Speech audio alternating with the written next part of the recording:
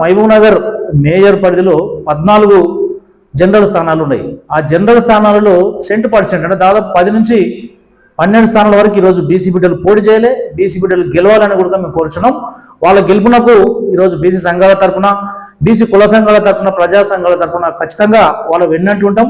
Majority ఈరోజు BC స్థానాలు గెలిపించుకునటం, ప్రధానంగా రేపు తొలి మహబూబ్ నగర్ కార్పొరేషన్లో మెజారిటీ బీసీ బిడ్డలు కనపడే విధంగా ఈరోజు మేమందరం కృషి చేస్తాం.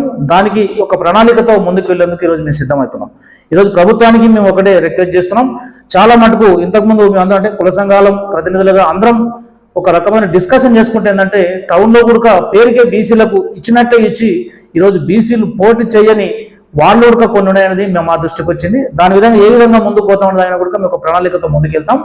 భవిష్యత్తులో మాత్రం ఈరోజు మెజార్టీ స్థానం అంటే జనరల్ స్థానాలు అంటేనే బీసీలవే అని మాత్రం ఖచ్చితంగా అందరూ గమనించాలి. మీరందరూ జనరల్ స్థానంలో పోటీ చేసేందుకు ఆసక్తి చూపండి. ఈరోజు జనరల్ స్థానంలో ఖచ్చితంగా పోటీ చేయండి. మీ గెలుపుకు మేమందరం మీ వెనకాల ఉంటామనేది ఈ సందర్భంగా తెలియజేస్తున్నాం.